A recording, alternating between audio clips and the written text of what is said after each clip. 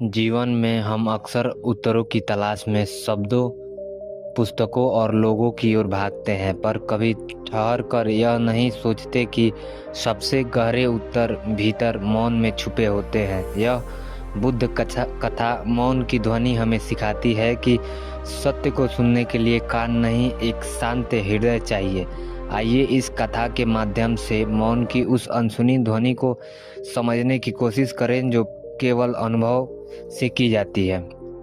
सुंदर हिमालय की तलहटी में एक शांत घना और फैला हुआ वन था। वहीं एक बौद्ध विहार था, प्राचीन, पवित्र और अत्यंत शांत। वहां न घंटिया की आवाज थी, न मंत्रों का कोलाहल, केवल मौन था, गहरा, समर्पित, एंडोल मौन था। वहीं रहते थे गुरु धम्बोधि, एक वृद्ध, संयमी और गहन ज्ञानी बौद्ध भिक्षु। अपने शिष्य देश विदेश से आते थे। वे सत्य की खोज में, कोई शांति की, कोई स्वयं की, कोई खुद को पहचानने के लिए उनके पास आता जाता रहता था। एक दिन युवा शिष्य नकंदन इस मौन विहार में गुरु से मिलने आया। उसके मन में वर्षों से एक प्रश्न कुलबुला रहा था, ऐसा प्रश्न जिसे उसने कई विद्वानों से पूछा था पर उत्तर कभी नहीं मिला। लेकिन वह प्रश्न आत्मा को छू जाने वाला था। उसने अपने गुरु के चरणों में प्रणाम किया और विनम्र स्वर में पूछा, गुरुदेव, क्या मैं इस प्रश्न को पूछ सकता हूँ? गुरु ने शांत नेत्रों से उसकी ओर देखा और सिर हिलाया और पूछो। नंदक ने गहरी सांस ली और बोला, गुरुदेव, वर्षों से सुनता आया हूँ कि मौन भी बोलता है, मौन की भी एक ध्वनि होती है, पर कभी मैंने उसे सुन नहीं पाया। क्या आप मुझे बता सकते हैं मौन की ध्वनि क्या है? गुरु मुस्कुराए नहीं, चौंके नहीं, वे बस उठे और बोले, आओ मेरे साथ चलो। दोनों बिहार के पीछे वाले वन पथ पर निकल पड़े। सुबह का समय था, सूर्य अभी अभी आकाश में रंग घोल रहा था। पक्षियों की चहचहाहट मंद स्वर में गूंज रही थी। ओस में भीगी घास पर उनके पांवों की आहट तक सुनाई दे रही थी। रास्ता एक झील की ओर जा रहा था। वो वृक्षों से घिरी हुई थी, शांति नीली स्थिति। गुरु झील के किनारे बैठे हुए, नंदक उसके पास ही बैठ गया। कुछ देर दोनों चुप रहे। हवा में पत्तों की सरसराहट थी, दूर किसी कोयल की पुकार, पानी की लहरें धीमी गूंज रही थी। फिर गुरु ने पूछा, मुझे बता, तुम क्या क्या सुनते आए हो?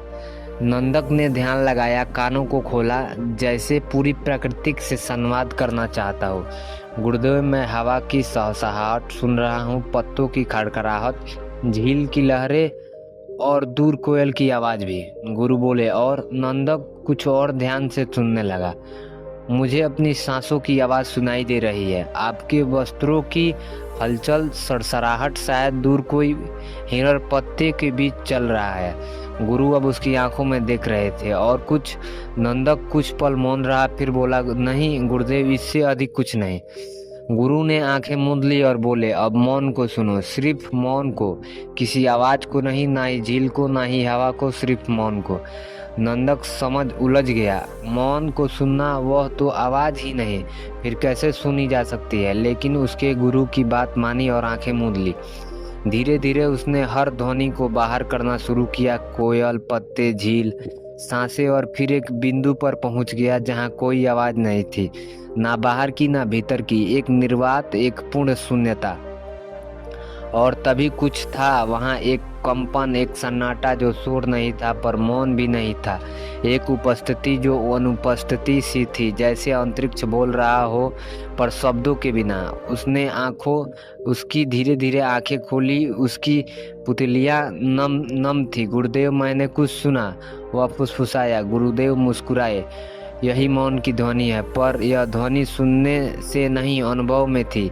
जैसे भीतर कुछ कांपा, जैसे कोई उत्तर मिल गया बिना किसी प्रश्न के।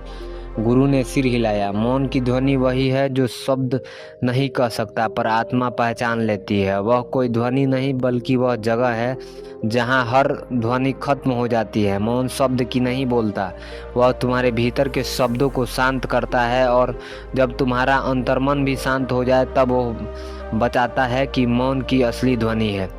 नंदक की आंखों में आंसू बहने लगे। मैं वर्षों से सत्य की तलाश में भटक रहा था, पर आज इस झील के किनारे बिना एक शब्द के अपने मुझे वह दे दिया जो मैं ग्रंथों में खोजता रहा। गुरु ने उसके कंधों पर हाथ रखा और बोले, सत्य को शब्दों में ढूंढोगे तो वह छिप जाएगा, पर वह तुम मौन में उतरोगे तो वह स्वयं सामने। मौन सिर्फ शांत बैठना नहीं, यह वह अवस्था है जहाँ तुम स्वयं से मिलते हो। वह दिन नंदक की साधना का आरंभ बन गया। उसने बोलना लगभग त्याग दिया। उसके भीतर धीरे धीरे वे संगीत बजाने लगा जो कानों से नहीं आत्मा से सुना जाता है। समय बीता, वर्षों बाद जब वह स्वयं एक गुरु बना और कोई शिष्य उससे वही प्रश्न पूछता है तो गुरुदेव मौन की ध्वनि क्या है, तो वह बस मुस्कुराता है और कहता है, आओ झील के किनारे चले। सीख, इस कहानी से हमें ये सीख मिलती है, सत्य अनुभव से मिलता है, शब्दों से नहीं। मौन की ध्वनि कोई सुनी जाने वाली आवाज़ नहीं बल्कि आत्मा से अनुभव की जाने वाली स्थिति है। अब भीतर और बाहर दोनों शांत हो जाएं, तब जो बचता है वही सत्य है।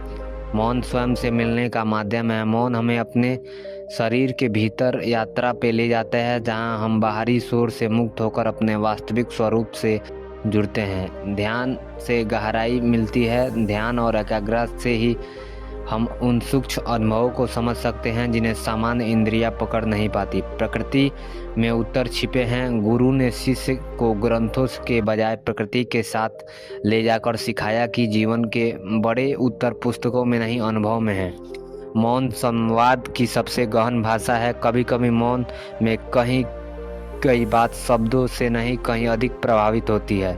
यह कथा हमें सिखाती है कि मौन सिर्फ चुप रहना नहीं बल्कि वह स्थिति है जहां आत्मा बोलती है और ब्रह्मांड सुनता है। हमें उम्मीद है कि आपको ये मौन की कहानी पसंद आई होगी।